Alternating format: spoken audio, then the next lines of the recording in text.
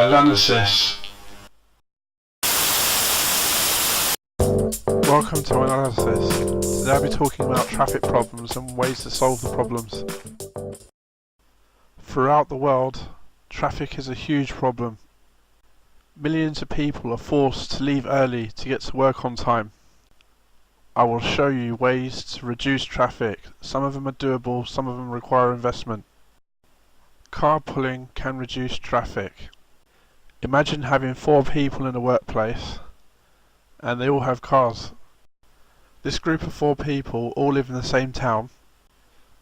They take it in turns to commute to work, driving on behalf of the 3 other people, thereby eliminating 3 cars from the road.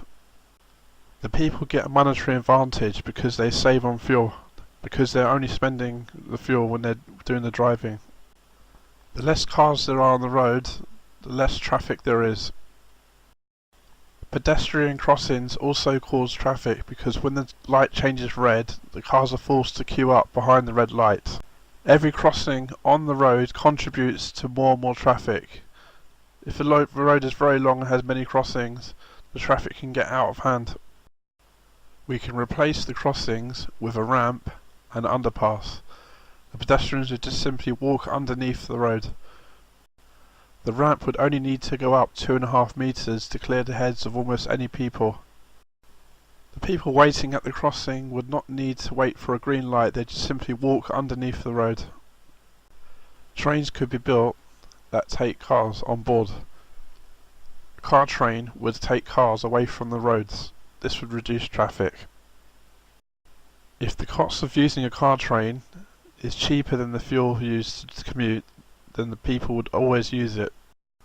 When cyclists ride on the road, the cars slow down to avoid hitting them. You could build a bike lane that is suspended above the footpaths by pillars. The cyclists would be separated from the road and the pedestrians underneath the bike lane would be shielded from rain. Access to the bike lane would be achieved by a simple ramp at the end of the road. The ramp would only have to go up 2.5 meters.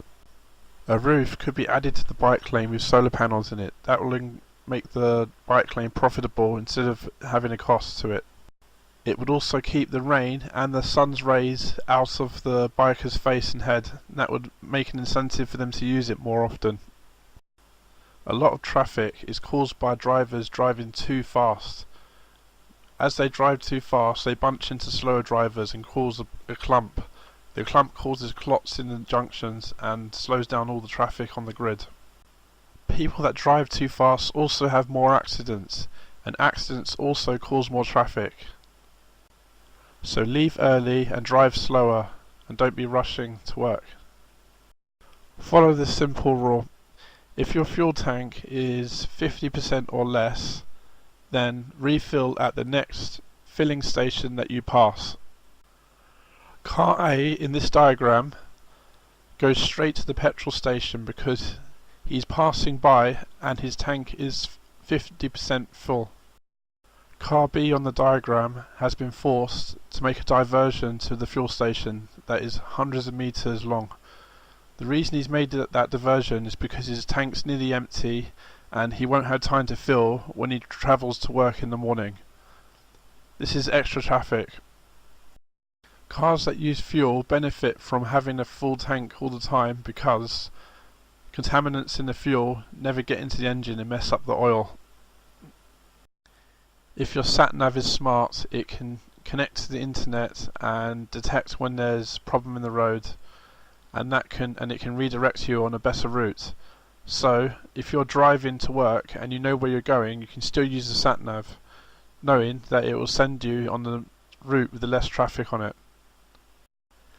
Every day, millions of children commute to school. This places a huge strain on the grid and the transport system.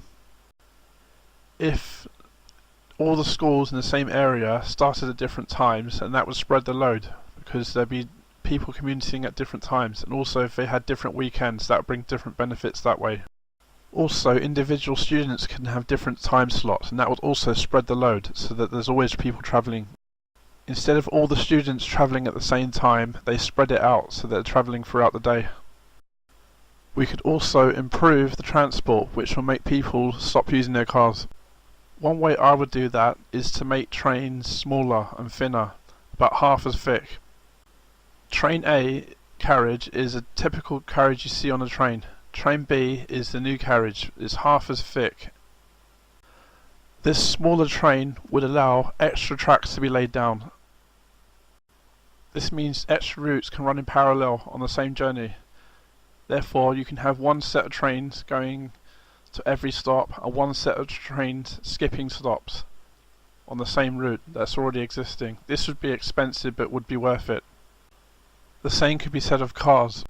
If the passengers of a car were arranged so that they're in single file, then the car could be thinner and 3 lanes could be in the place of 2 lanes on the roads, and this would improve the flow.